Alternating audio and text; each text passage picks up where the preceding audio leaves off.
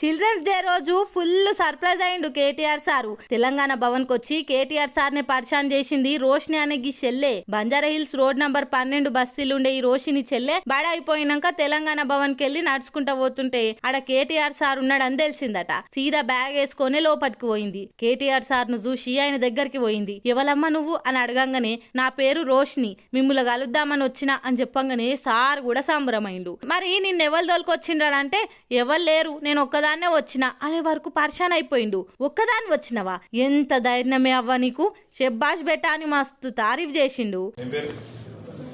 Roshini happy children's day. School పోలే పోయేసి వచ్చేసినావు. బాగుంది, బ్యాగ్ బాగుంది, బాగా బరువుంది. ఏ క్లాస్? నాకు ఏ స్కూల్? నువ్వు ఎవరితో వచ్చినావు? ఒక్కదాన్ని ఇంట్రెస్టింగ్ వచ్చింది. ఎవరు లీడర్ ఎవరు, నువ్వు ఎవరు తీసుకొచ్చారు? మీకు కరెక్ట్ చెప్పినా వీళ్ళకి ఇంత ధైర్యం ఎట్లా వచ్చినావు?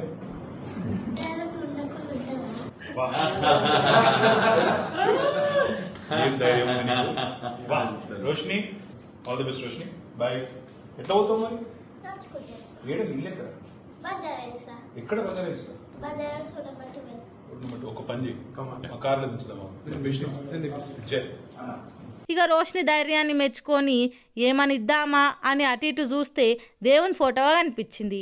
అది తీసి ఇగో ఇది నీ దగ్గర పెట్టుకో అని ఇచ్చిండు. అటెనక ఏం చదువుతున్నావు, ఏడుంటావు అని వివరాలు అడుచుకుండు. ఎట్లా పోతావు అంటే నడుచుకుంటా అని చెప్పింది. వద్దొద్దు మన కార్ల దింపుతారుండు మనోళ్ళు అని డ్రైవర్ను పిలిచి కార్ల దిగబెట్టి రాపో తమ్మి అని దోలిండు. రామన్నను చూసినందుకు ఆ బుజ్జి ఎంత ఖుషి అయిందో అట్లా ఓ చిన్న బుజ్జి వచ్చి కలిసినందుకు రామన్న కూడా గంతే ఖుషి అయిండు.